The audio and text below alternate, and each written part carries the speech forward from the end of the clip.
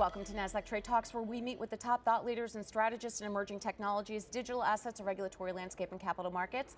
I'm your host, Jill Malandrino, and joining me on the desk at the Nasdaq market site, we have Umaimah Khan. She is CEO of Opal. Grant Bourzikas, he is CISO of Cloudflare. We have Mandy Andress, CISO of Elastic, and Jeff Lunglhofer, CISO of Coinbase. As you guessed it, we are talking about cybersecurity in this particular instance, and why identity is the true perimeter of enterprise security and the technology gaps that can make it difficult to control. It is great to have everyone with us. Welcome to Trade Talk, certainly covering our favorite topic here. Umaimah, let's kick it off with you. I want to talk about identity. It's widely overlooked when you think about cybersecurity. It's not the first conversation that you typically have, but it really is the core of your strategy. Yeah, definitely. I mean, things are changing, but I would say that for something so fundamental, it's largely not been treated as a security issue, which is strange because every security decision, whether it's networks, data, AppSec, applications, it hinges on who and what is making a request and what they're allowed to do. And that's sort of at a high level what identity actually is. Yeah. And Grant, when you think about it, whatever happens when there is a frontline identity breach, that's when those dominoes start to fall, and which is why they're targeting the most obvious thing, the bad actors. Yeah, I think 99% of all breaches have identity-related issues, and so everybody's targeting the crown jewels. You get identity. Identity's talked a lot about, but what you always find is you get access, you get identity, you get authorization. But it's key once access control comes in place, and so identity is very key. And I think the new technologies like artificial intelligence are making it even simpler for attackers to get inside an organization. Yeah, it certainly is. So, Mandy, it's almost like spy versus spy, right? So you're leveraging the good actors, and the bad actors are leveraging the same type of technology, and that's what really makes identity the core of that perimeter. What's in there, then things start to get a little bit dicey. Yeah, absolutely. I mean, identity is complex, and if you look back from a security perspective, that's why, from my perspective, that we focused on the network beginning. We had control over that, or more control. We had the visibility, and it was much harder to, either we had applications we developed in-house and we weren't entirely sure. We have applications that we acquired and we had no control over what that setup was, and just having that large threat landscape and the ability to understand that, that's where now today the easiest thing for attackers to do is to just find credentials and log in. Hard to detect because they look like normal users and how they're behaving, and it's a huge challenge that we still haven't figured out how to solve. Yeah, so Jeff, it sounds like it's because it's so fragmented. I mean, the tech stack continues to evolve, the attack surface continues to expand, so whether there's no malintent from the front line, it's you have humans in the loop. I mean, look, identity is the final frontier, right? I mean, once upon a time, as you mentioned, we had network perimeters and everything was hardened and inside your data center. And that's just not the way we operate anymore as companies. Think about it. A lot of companies today are born in the cloud. They're leveraging all kinds of SaaS services. They got Salesforce. They've got, go down your list of big SaaS providers out there.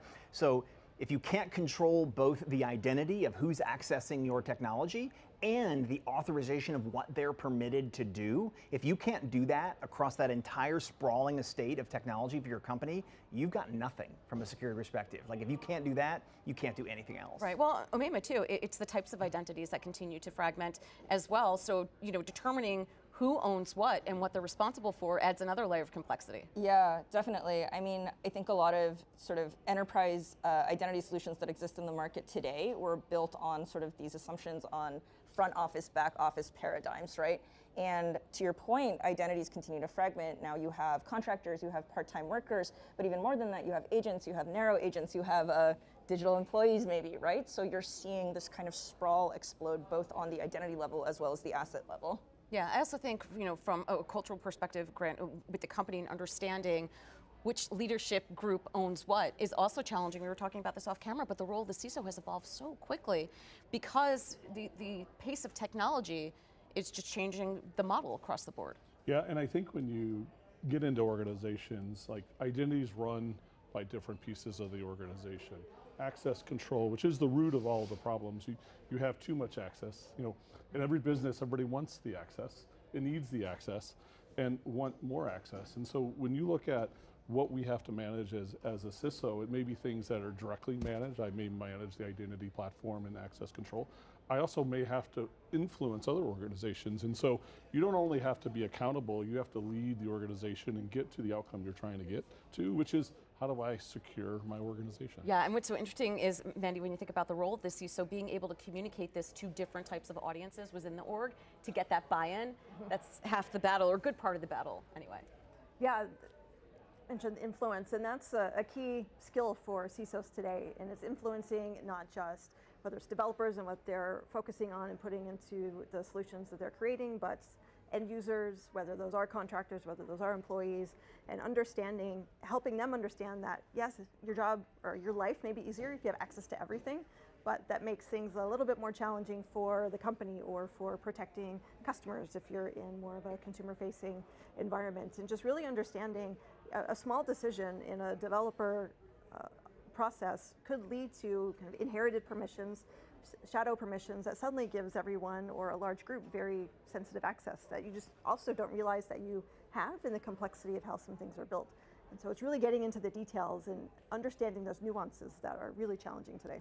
Mandy. Which is a great point, Jeff, because you have to verify who is allowed to get in, and then once they're in, what they're allowed to do with that access. Yeah, that's right. That's right. And I think it's worth pointing out that we can often consider sort of the how you get in, the authentication piece, right? It's like, oh, that's solved. We've got YubiKeys, we've got 2FA, we've got all these different technologies that are out there. But I think from a corporate perspective, that might be true. But Coinbase, we deal with customers a lot, right? And we pride ourselves on being the most trusted name in crypto. So how do we get our customers to adopt the highest levels of just basic authentication? And it's really surprising how hard it can be to convince people to use those stronger forms of authentication. So I do think it's important that we differentiate as we talk about this problem, like the corporate challenge where you have more of a captive audience and you can sort of tell them what to do as a CISO and as a CIO, with customers who are consuming our products who have a certain set of demands and expectations, and you've got to meet them halfway and kind of encourage them to adopt those better controls. Yeah, well, it's also almost a fire hose that you're trying,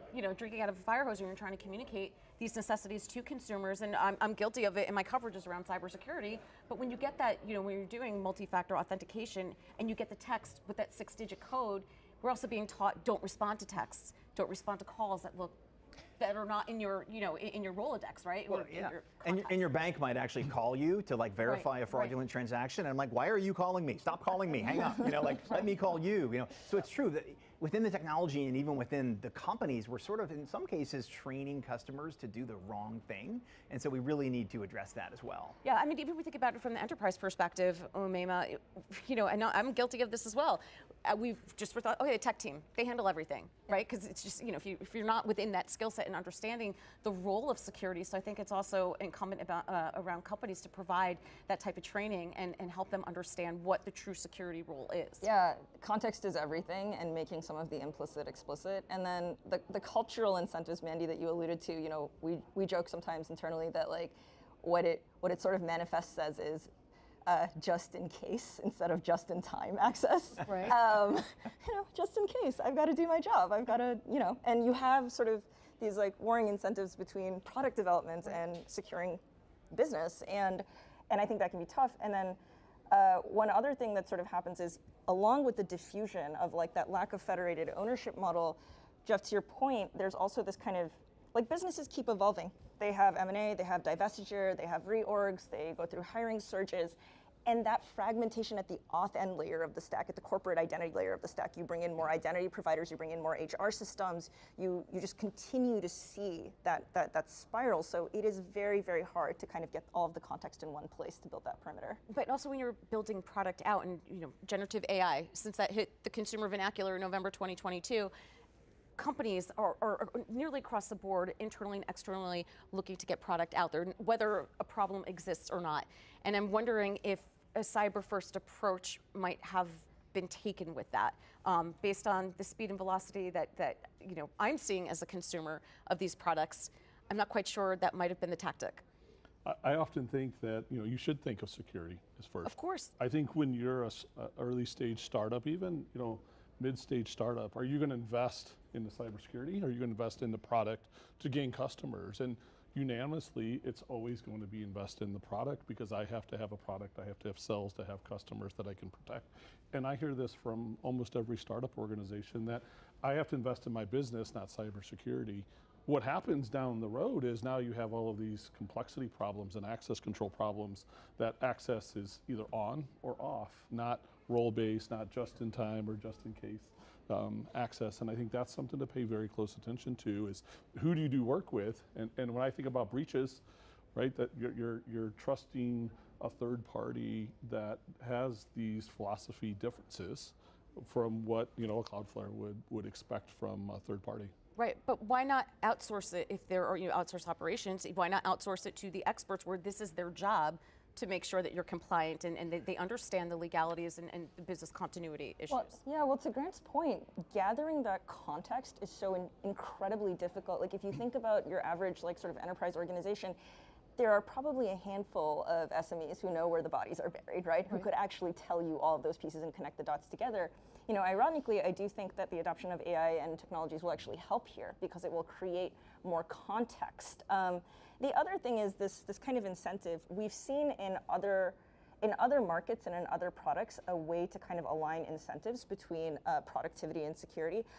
One fantastic example is change management. So GitHub as a product is basically brought on the moment you start to do product development, and it is ultimately a compliance tool. It is ultimately in some aspect a security tool, and it helps to kind of gather that context and build that federated ownership model. So it's early innings, but there are ways to kind of bring security in earlier and allow for actually faster acceleration of. Yeah, I'm excited about AI in this space, honestly. I think it's an area where AI can be hugely disruptive and helpful to the problems that we have in the identity space. So you mentioned, just in case, I'm stealing that, by the way, the just in case access. That's brilliant.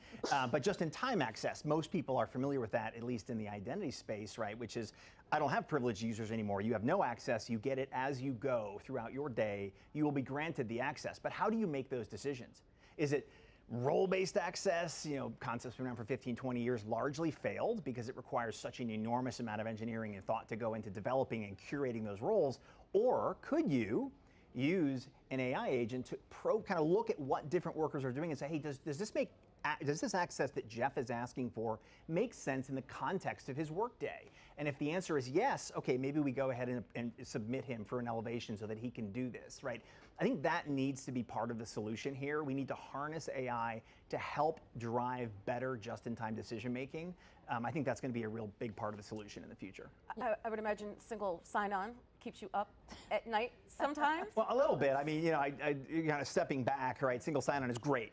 Makes everything easier, right? You have one point of access, but I think you made the point earlier on, which was really well done, which is people aren't hacking into computers anymore. I would say the predominant vector is no longer, I found a 0-day, a SolarWinds style attack, supply chain. Yeah, those things still happen, but at the end of the day, the most effective and the cheapest attack from an attacker perspective is log in. Just log in. Log in and sit on it. Once you're logged in, you can enjoy all the access of that individual. So again, back to the AI piece, if when an attacker logs in impersonating me, they've taken over my identity and they start doing things that are out of character for me, it's an opportunity for us to use the technology to say, you know what, no, something's funny here. Let's segregate, let's mitigate that threat before it becomes a problem. Yeah, so it's almost, Mandy, when you're thinking about design with all of these, vectors being added onto the tech stack, you kind of have to go in with the mentality, okay, this can go wrong at this step, this can go wrong at that step. This could be, you always have to go with that assumption that, risk has been violated.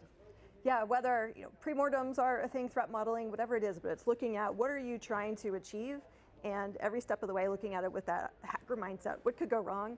What could someone attempt to do here, and ensure that if they attempted it, they wouldn't be successful, whether that's gaining access, whether that's breaking out of access and gaining more privileges than they should.